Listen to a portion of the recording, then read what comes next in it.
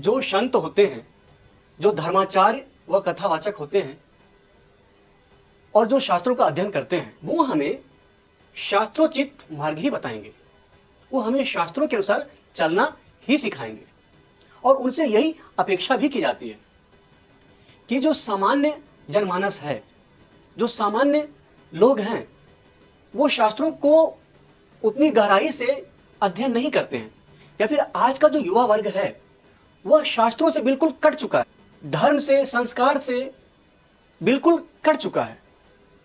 तो ऐसे में जो हमारे धर्माचार्य हैं, जो कथावाचक हैं, जो संत महात्मा हैं, उनसे यह अपेक्षा होती है कि चूंकि वो शास्त्रों का अध्ययन करते हैं तो वो हमें शास्त्रोचित मार्ग बताएं, और अगर इसमें हमारा भटकाव हो तो हमें भटकने से रोके। शास्त्र हमें अच्छा आचरण करना सिखाता भी है और हमसे सन्मार्ग पर चलने की अपेक्षा भी करता है, और वो यह भी चाहता है कि हमारे जो आचरण हो वो उच्च आदर्श स्थापित करें, हमारे जो आचरण हो वो उच्च मानदंड स्थापित करें। अब ऐसा तो है नहीं कि अगर समाज में 90% लोग व्यभिचार करने लगे तो शास्त्र उसे भी उचित मान लेगा। धर्माचार्य तो धर्म के मापदंड पर ही चलेंगे, जो शास्त्रोचित होगा वो वही बोलेंगे, वो शास्त्र सम्मत बात ही करेंगे, और इसीलिए वो धर्माचार्य हैं। गुरु का कार्य ही होता है हमें सन्मार्ग दिखाना, हमें अंधकार से प्रकाश की ओर ले जाना, हमें अज्ञानता से ज्ञान की ओर ले जाना, जिससे भगवत भक्ति प्राप्त हो, जिससे मोक्ष की प्राप्ति हो। और यदि हम व्यभिचार में लिप्त हैं, यदि हमारा काम शास्त्र सम्मत नहीं है, हमारा विचार व्यवहार शास्त्र सम्मत नहीं है, तो इसका मतलब यह नहीं हो जाता कि जो शास्त्र सम्मत बात कह रहा है वह गलत है। इसका मतलब यह नहीं हो जाता कि जो भी हम गलत कर रहे हैं उसको हम हर बात पे डिफेंड करने लग जाए। और इसका मतलब यह भी नहीं हो जाता कि multiple boyfriends, multiple girlfriends, multiple relationship में रहना सही है।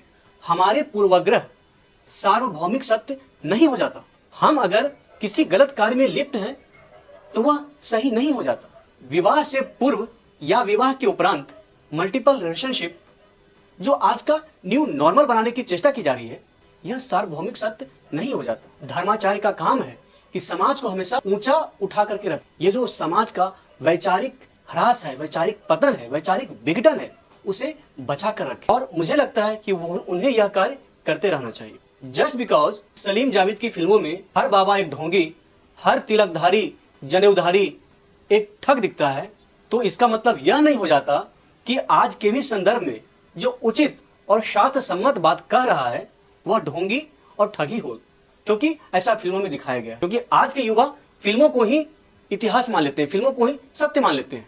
आप ये देखिए कि आज हमारे समाज में कितने ऐसे धर्माचार्य, कितने ऐसे गुरु बचे हैं जो हमें शास्त्रोचित बात कर रहे हैं, कितने ऐसे बाबा हैं जो हमें शास्त्र शिक्षा दे रहे हैं, या फिर कल कितने रह जाएंगे। आप जरा सोचिए कि यह दिन प्रतिदिन घटता ही जा रहा है। और जो भी बचे खुचे कुछ संत महात्मा हैं, वो यदि हमें शास्त्रोचित चलने की बात कह रहे हैं, जो व्यभिचार का, जो गलत आचरण का जो थ्रेशोल्ड है लगातार गिरता जा रहा है, फिर भी जो संत महात्मा हैं उस थ्रेशोल्ड को ऊपर उठाने की चेष्टा कर रहे हैं।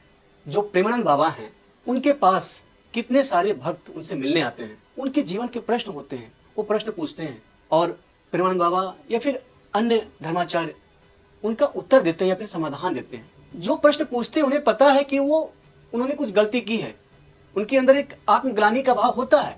जैसे आप समझिए कि शराब गलत है, शराब पीना गलत है, या आत्मग्लानि का भाव है, लेकिन फिर भी मनुष्य छोड़ नहीं पाता। पर एक गुरु के पास जाता है और गुरु से छोड़ने के लिए बोलता है तो वह छोड़ देता है, तो एक तिनके का सहारा मिल जाता है। या फिर गुरु की वाणी में इतनी शक्ति होती है कि वह उस गलत आचरण को छोड़ देता है। तो वस्तुतः प्रेमानंद बाबा ने ये बात एक प्रश्नोत्तर के दौरान बोला था। ये आप लोगों को बोला भी नहीं, जो खुद को 96% में काउंट कर रही हैं उनको उन्होंने बोला भी नहीं कि आप अपना आचरण सुधारो। ये जो 4% बचे हैं वो उनको बोले कि आप अपना आचरण को उच्च कोटि का बनाओ, आप अपने आचरण को गिरने मत दो, आप अपनी पवित्रता को बनाए रखो, आप धर्म के मार्ग पे, मर्यादा के मार्ग पे चलो। और जिस प्रकार ये कह रही हैं कि प्रेमानंद बाबा या अनिरुद्धाचार्य जी समाज के ठेकेदार नहीं हो सकते हैं, उसी प्रकार ये कुछ प्रोस्टिट्यूट या कुछ प्रेस्टिट्यूट संपूर्ण नारी जाति का ठेकेदार नहीं हो सकती है। आपको जुड़ने के लिए बहुत बहुत धन्यवाद।